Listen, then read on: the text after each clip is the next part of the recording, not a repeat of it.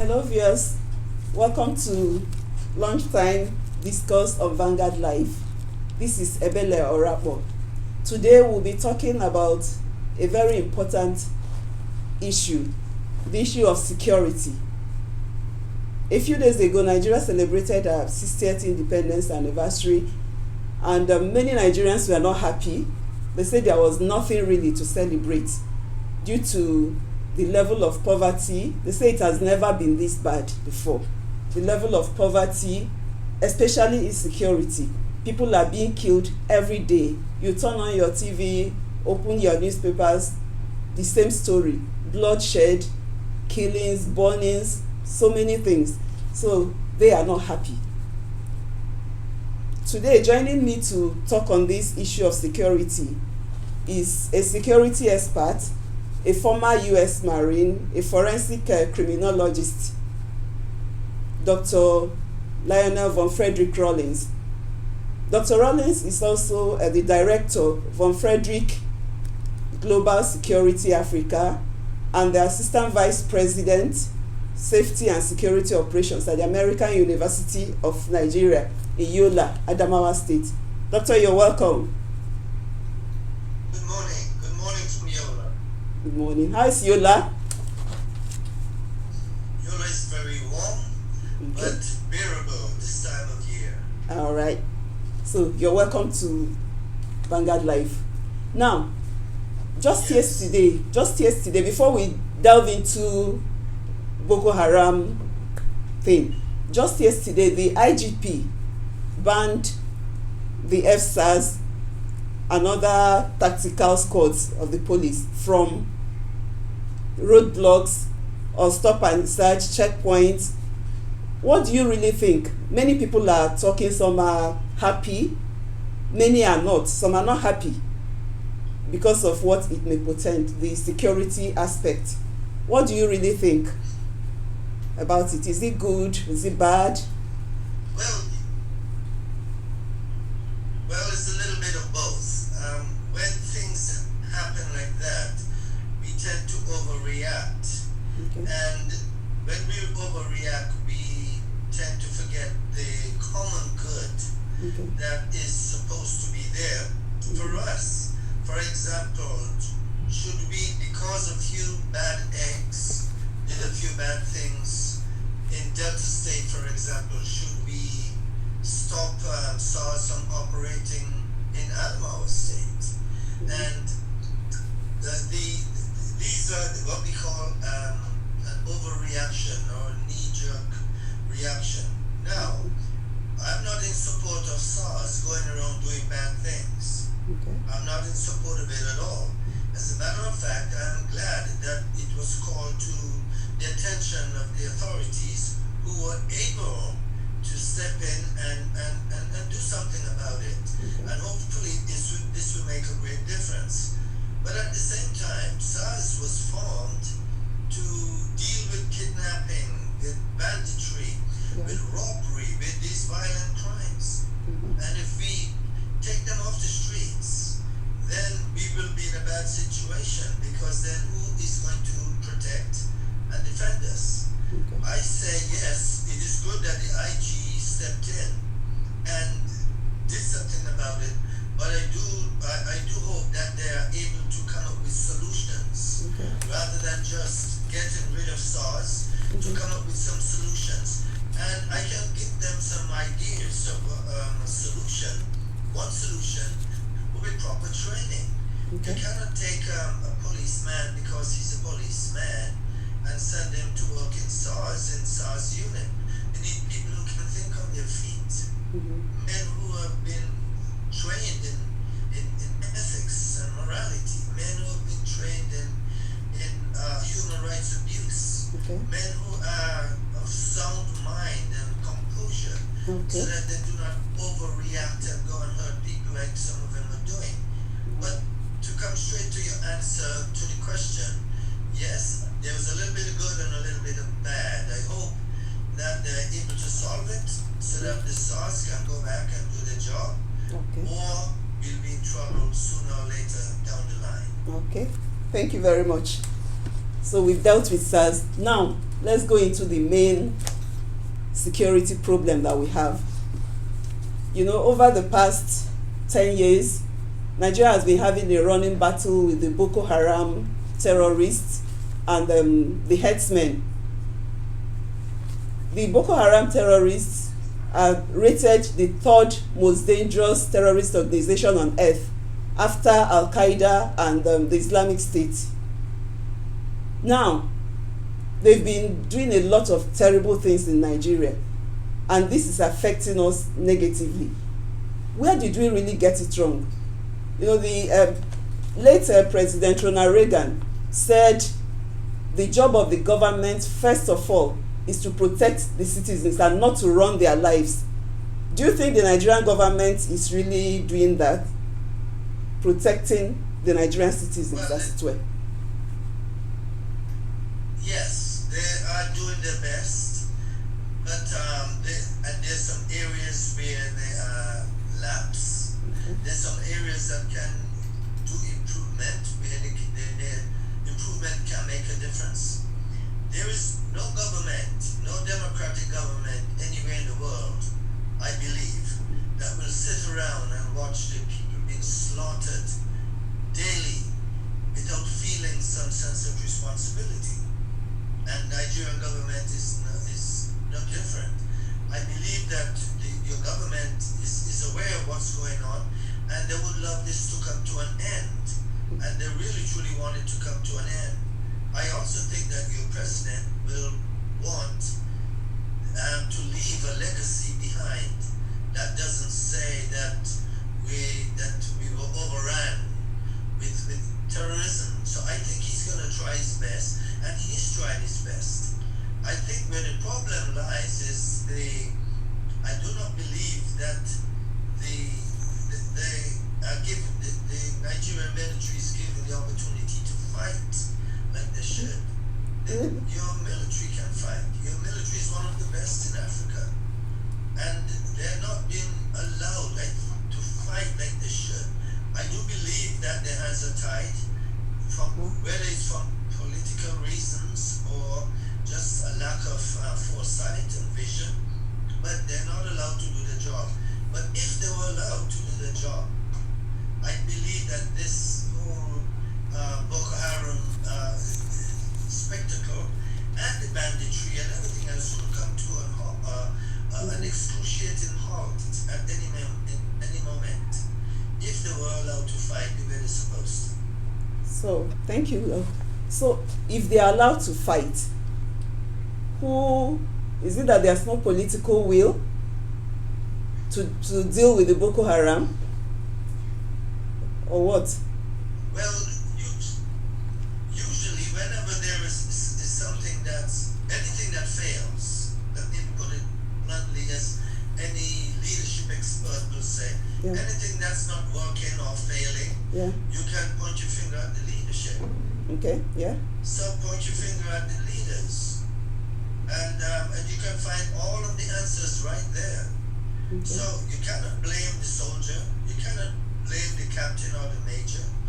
You have to go a little bit more at the top, and you have to find out from these people, what is it we are not doing right? Yeah. And I do believe that one of the things that they should have done, and I'm always an advocate for this, is to go out and recruit, mobilize some external forces, like your vigilantes and hunters. Okay. Mobilize them, bring them together, with a plan to demobilize them after the victory. Okay. Because you will win after a while. Okay. The British did that in Northern Ireland. Okay. The Colombians did it in Colombia. The British did it with the Gurkhas in India.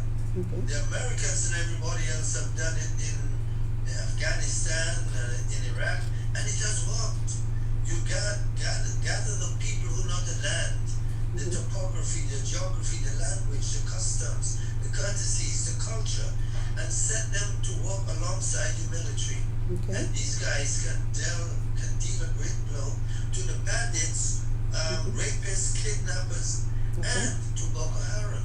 But if you're not doing all of that and doing everything you can, then this fight will be prolonged and long, and it will go on longer than most people predict and that most people want. Okay, you're very correct. You know, it's like most of the soldiers they sent to the northeast initially, and even now, are from the south, who don't know the language, they don't know the topography, they don't know the geography, they don't know the culture. So many of them get killed in the process. So if I had a talk with Saraunia, the Queen Hunter, Aisha Bakari Gombi. She said something. She said she wished that there are more women, that women are supposed to be in the forefront of protecting Nigeria and its citizens. Do you really think women can do the work if given the chance? Like they had in the Peshmerga, the Black Tigers in Kurdistan in Iraq. They said the ISIS fear them a lot. And Aisha said so. She said, Boko Haram knows me and Boko Haram fears me. So do you think the women can do the work, maybe in combat or in intelligence gathering? In what way can women help? In both. Okay. Both. We are not living in we are living in the 21st century. We're not living in the dark ages, Okay. when women were relegated to cooking and cleaning in the military and all of that stuff. Women today can fight. If trained properly, these women can be taught how to handle weapons. Okay. They can be taught how to set up an ambush. They can be taught how to fire live grenades, how to do hand-to-hand combat. Why is it that the Israelis can do it? Why can't Nigeria do it? We are just not open to different things. We are just not open to changes. We are still living that women should be kept at a certain distance, and women should only be allowed to do certain things. And that is limiting the capabilities and the abilities of the Nigerian woman. If the woman in Nigeria was given the same resources, the same training, the same responsibility as a man in the Nigerian military, you might find that some of them might even outperform the men. If Aisha can do it, so can many other of these young ladies out there who can do it. And look at what's happening. Look at what happened in Syria with women help drive out ISIS. And this happens all over. It's been happening now for quite a while. So my support is for women. Let women go in and do these things. You know, right here in the security apparatus we have here, women are the ones who are leading.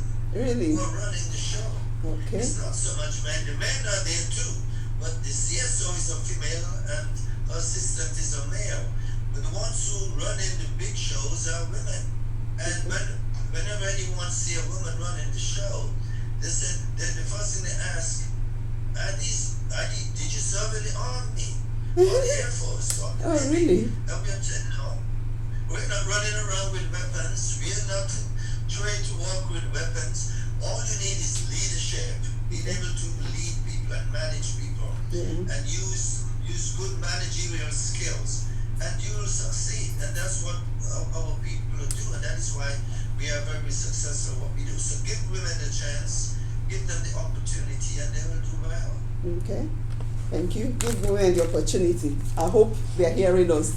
Now, going back to Boko Haram, I spoke with a lady, Hajia Alamin in Maiduguri.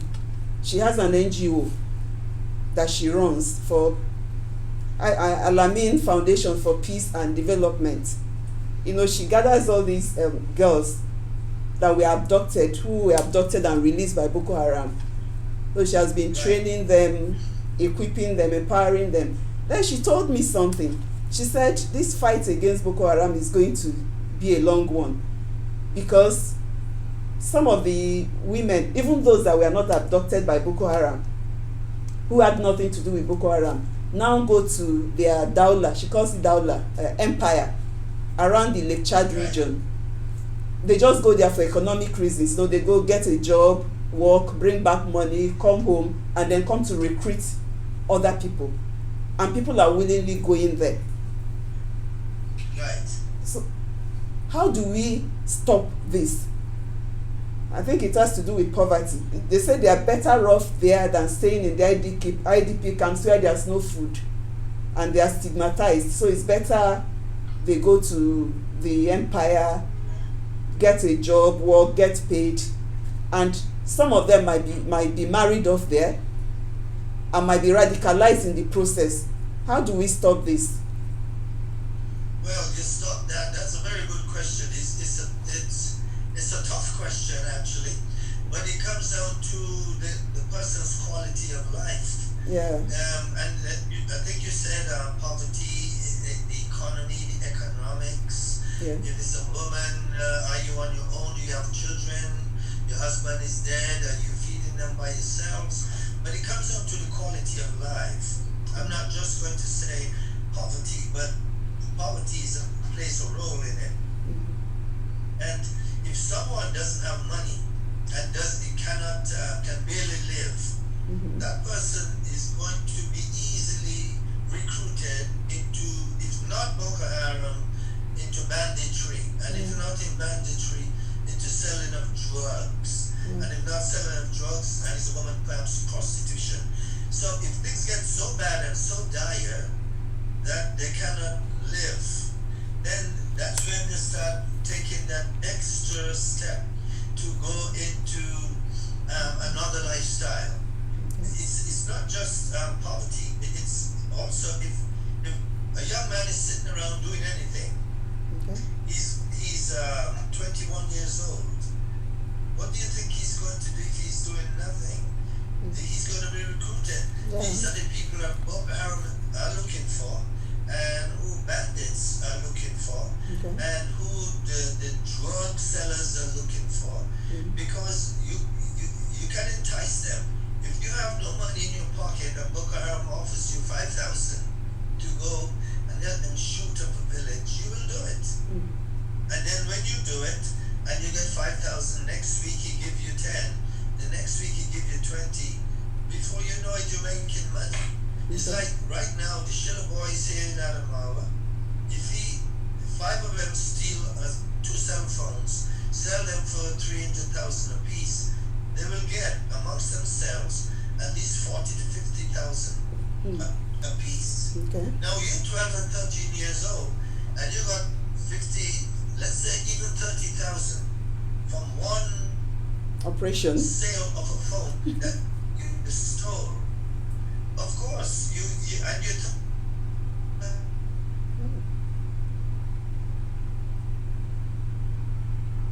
Hello. So, can you hear me?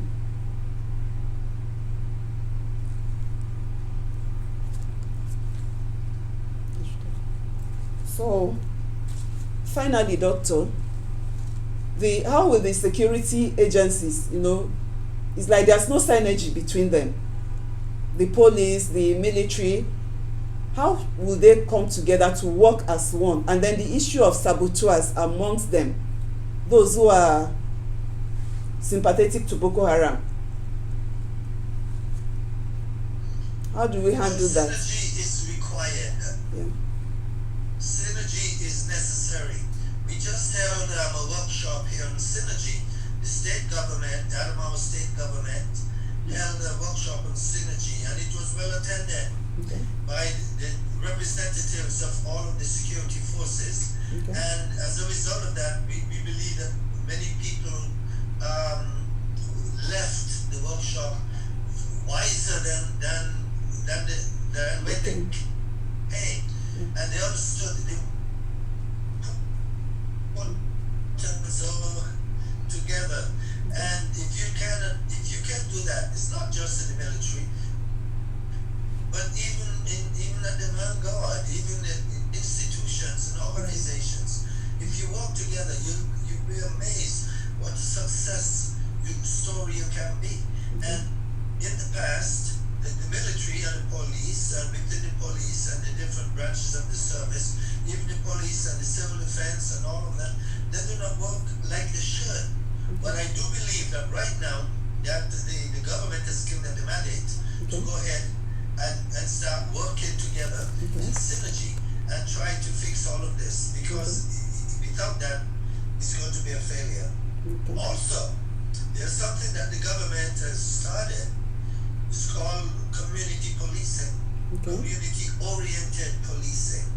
If that were to be implemented properly, effectively, professionally, without any regards to ethnicity and religion and all of that, if they were to do that, you will see a dramatic reduction in crime in all of Nigeria within a year. And also, this would be a moment that the police and the community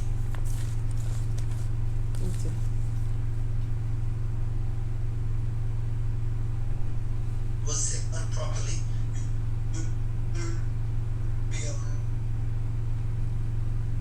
By the way, it's happened all over the world, all the countries that have